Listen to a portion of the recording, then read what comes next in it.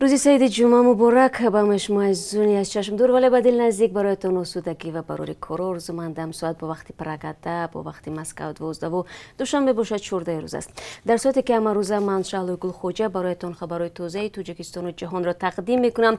در دوام این صحبت کوشش خواهم کرد به سوالهایی که در جریان پخش‌های مستقیم از ما میپرسید جواب بدهم، از جمله درباره پروازها هم میگم و البته در آخر صحبت از قرب عصر روبل روسی یادآور میشوم که امروز به مراتب بلند شده است.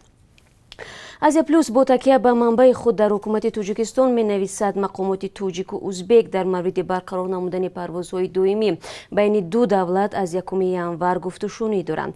аммо то он вақт ва дар замони баста будани марзҳо бино ба пандемияи коронавирус танҳо ба 3 гурӯҳи шаҳрвандони тоҷикистон иҷозаи убури сарҳади узбекистон дода шудааст.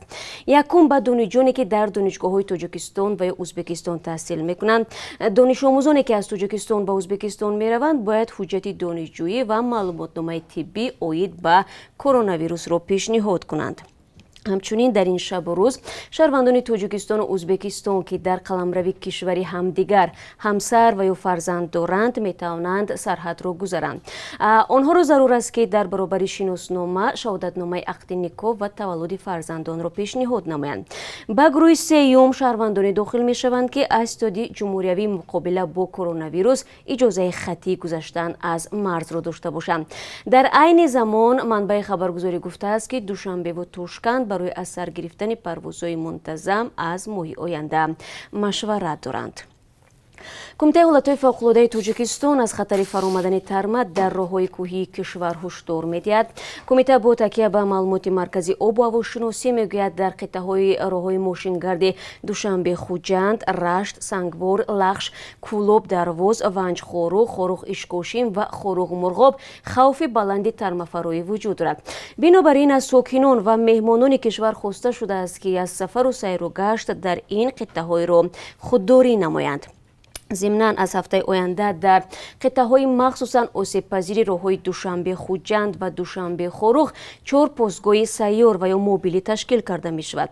наҷотдиҳандагон дар хонаҳои махсусе ки аллакай омода гардиданд ҷой карда шуданд.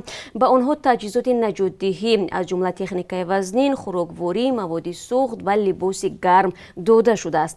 ин наҷотбахшон вазифа доранд ки дар ҳама гуна ҳолатҳои фавқулода вокуниш нишон дода кӯмаки фаврӣ расонанд. айбдоркунандаи давлатӣ барои назокатхон тоир ва зане ки дар қатли 4 кӯдакаш муттаҳам мешавад 25 соли зиндонро талаб кардааст. муҳокимаи сокини ноҳияи кушониён ҳафтаи гузашта дар додгоҳи вилояти хатлон оғоз шуд, вале адвокати ин зан аз додрас озмоиши такрории равоншиносиро дархост кардааст, чунки ба гуфтаи вай зерҳимояи ӯ фарзандонашро дар хотир надорад. вале ин дархост аз ҷониби додрас рад шудааст. вакили дифоъ зимни мурофиат дирӯз гуфтааст на дар рафти тафтишоти пешакӣ ва на дар ҷараёни тафтишоти додгоҳӣ сабаби даст ба чунин ҷиноят задани тоир ва маълум кардан нашудааст ки ин низ баёнгари бемор будани зерҳимояаш мебошад ва бояд ӯ ба табобати иҷборӣ фаро гирифта шавад. қаблан пизишкон хулоса дода буданд ки назокатхон тоир ва бемории равонӣ надорад. ёдовар мешавам ки қатли 4 кӯдаки ноболиғ аз ҷониби модари онҳо 9 сентябри соли ҷорӣ сурат гирифта буд ва муҳокимаи додгоҳи ӯ ҳанӯз дар додгоҳ ҷараён дорад. президенти мунтахаби иёлоти муттаҳидаи амрико ҷо байден бо ишора ба авҷи пандемияи коронавирус мегӯяд моҳи январ вақти маъмурияти зери раҳбарии ӯ сари қудрат омад, ӯ пешниҳод хоҳад кард ки амрикоиҳо дар 100 рӯзи аввали раисатҷумҳурии ӯ ниқоб ё худ маски тиббӣ бипӯшанд. дирӯз байден ҳамроҳ бо ноиб президенти мунтахаб камала ҳаррис бо шабакаи телевизионии CNN мусоҳиба доир намуданд. байден гуфт пӯшидани ниқоб сирояти коронавирусро ба шакли назаррас коҳиш медиҳад. дар айни замон ӯ эътироф кард ки эҳтимол президенти амрико аз нуқтаи назари қонун ҳақ надошта бошад ки ниқобпӯширо ба таври иҷборӣ ҷорӣ кунад. мансабдорони соҳаи тандурустии амрико мегӯянд пӯшидани ниқоб то ҳадди фарди ниқобпӯшро аз сироят эмин нигоҳ дошта имкон намедиҳад ки нафари бемор коронавирусро ба дигарон гузаронад.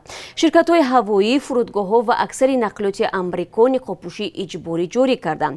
бар илова 37 айолат ва шаҳри Вашингтон ба сокинон дастур доданд ки дар ҷойҳои ҷамъиятӣ ба рӯяшон ниқоб кашанд. و دوستان عزیز اگر یادتون باشد دیروز در سرخط خبرها گفته بودم که رادیوی آزادی به شرکت برق توجیک مکتوب فرستاد تا سبب کمبود برق در کشور را توضیح بدهند. ما پاسخ را این صبح دریافت کردیم و در برنامه خبری که 3 ساعت پس تقدیمتون می شود برایتان در این باره با تفصیل صحبت خواهیم کرد که این شرکت سبب نبودن برق را در چی توضیح میدهند و میگویند مهلتی و کی به آخر میرسد. برای همین برنامه خبری را تماشا کنید بینندگان عزیز. دولت قطر مهاجران توجیک را برای کار در ساختمان‌ها، بخش سیاحی و خدمات اجتماعی دعوت کرده است. وزارت مهنت و شغل اهالی تاجیکستان میگوید این پیشنهاد 2 دکبر ضمن برگزاری جلسه نخستین گروه کاری مشترک اید به تطبیق سازشنامه بین تاجیکستان و قطر صدور داده است. همچنین در ملاقات فاصله‌ای به طور متشکلانه سفربر کردن مهاجران توجیک به قطر بلند برداشتن تخصص به قیدگیری و به رسمیت ضروری آنها مطرح شده است. هرچند بین تاجیکستان با قطر دایر به مهاجرت کاری سازشنامه بسته شده است، اما شماره مهاجران توجیک در این کشور عربی خیلی کم است و روی آنها پورا هموار نشده است. کارشناسان میگویند باز شدن روی مهاجرت کاری به قطر که یکی از کشورهای ثروتمند و نیازمند به نیروی کاری به حساب می رود تا حد وابستگی مهاجران توجیک را از روسیه کم خواهد کرد. و بینندگان عزیز، خب پروازهای چارتری از روسیه به تاجیکستان روزهای شنبه و یک شنبه نیز ادامه خواهد کرد. طبق جدول هماهنگ شده بین مقامات تاجیک و روس در 2 روز آینده توسط شرکت سومون ایر 9 پرواز غیر نقشه‌ای برای انتقال مسافران عملی می‌گردد. به همین ترتیب روز 5 دکبر 3 پرواز از مسکو و 1 پرواز از کراسنویارسک به دوشنبه صورت می‌گیرد. روز 6 دکبر باشد یک باره 5 پرواز تحریزی شده است، چون معمول 3 پرواز از مسکو به پایتخت تاجیکستان است و 1 پرواز دیگر از شهرهای کراسنودار و یکاترینبورگ راه اندازی می‌گردد. بلیط ها در 12 نقطه با نرخ 395 یورو به فروش گذاشته شدند، نرخی که به گفته شما بینندگان عزیز عثمانی و گران است. و آنهایی که نیت سفر از دوشنبه به مینسک را دارند روز 6 دکبر پرواز چارتری در مد نظر می باشد. نرخ بلیط طریق این خط سیر به گفته شرکت سومون ایر 495 یورو مقرر گردیده است. و یک نماینده شرکت توجیک ایر در روسیه احتمالاً از کرونا ویروس فوتیده است که امیدین سعیدوف بیش از 10 سال در نمایندگی این شرکت هواپیمایی تاجیکستان در سنت پترزبورگ فعالیت میکرد. او دیروز در سن 51 سالگی درگذشت. نزدیکانش میگویند سعیدوف چند روز اخیر زیر دستگاه صنعی نفسکشی یا خود EVL میخوابید. شرکت توجیک ایر دچار بحران شدید مالیوی شده است و از ماه ینوری سال 2019 از امکان انجام پروازهای عملاً محروم گردیده است. حالا به جای توجیک ایر تقریبا همه پروازها و از تاجیکستان رو شرکت سومون ایر انجام میدهد. دبیر کل سازمان ملل متحد میگوید حال حاضر 40 میلیون نفر در جهان قربانی غلامداری معاصر هستند. آنتونیو گوترش 2 دکبر با نشر یک پیام در توییتر گفت غلامداری معاصر واقعیتی است که نباید جهان نسبت به آن بی‌طرف باشد. او افزود 25 میلیون نفر در جهان وادار به کار مجبوری شدند. 15 میلیون نفر به زور ازدواج کردند که قربانی غلامداری معاصر محسوب میشوند. 71% قربانیان زنان و دختران هستند. موجودیت زیاد کاری مرد و زن و کودکان را هم هرچی بیشتر در برابر استثمار و سوء استفاده و از جمله استثمار جنسی آسیب پذیر کرده است. تاجیکستان در گذشته برای مقاومت با قاچاق انسان جزاهای سخت تعیین کرده بود. مثلا بر طبق ماده 101 کدکس جنایی برای استثمار جنسی و استثمار مهنتی در کشور 15 سال زندان تعیین شده است. همچنین در تاجیکستان مخصوص برای غلامداری جزا تعیین کردند و هم برای پورنوگرافی کودکان. سال گذشته در تاجیکستان چندین پرونده جنایتی در رابطه با قاچاق انسان باز شده، چند نفر برای جلب آدمان برای استثمار زندانی شده بودند. دادگاه حربی گارنیزون دوشنبه 2 یاردمچی کلون سردار کمیساریات حربی نویه سینو را با اتهام فروش بلیط حربی با مبلغ 29000 سومانی جریمه نموده است. دادگاه از این 2 نفر امید گدایف 36 ساله و خورشید بیدلف 35 ساله نام میبرد که یکی ساکن شهر کولوب و دیگری ساکن شهر دوشنبه میباشند.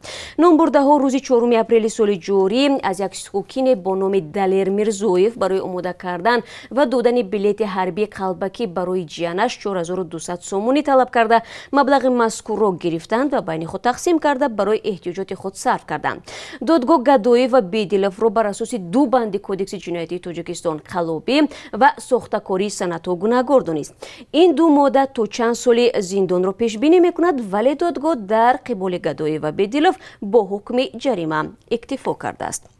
و اکنون نگاه می‌اندازیم به قرب ازار خارجی بینندگان عزیز که از جانب بانک ملی تاجیکستان به طور ذیل مقرر شده است. $1 برابر است به 11 سومانی و 30 درهم، 1 یورو بر عوض 13 سومانی و 73 درهم خرید و فروش می شود و 1000 روبل روسی باشد 150 سومانی و 30 درهم مقرر گردیده است که این نرخ در نسبت دیروز 60 درهم بالاتر است و فکر می‌کنم این خبر شما مهاجران عزیز رو که در روسیه هستید و با پیوندانتون پول می‌فرستید در این روز جمعه خوشحال میکند. با سپاس از یکایک شما بینندگان بینیت گرامی که تا این دقیقه مرا تماشا کردید. خبرهای از این بیشتر رو در دست دارم که در برنامه خبری 3 ساعت پس تقدیم شما خواهیم کرد. روزی با برار داشته باشید. با ما بودن رو فراموش نکنید و تشکر برای همراهی.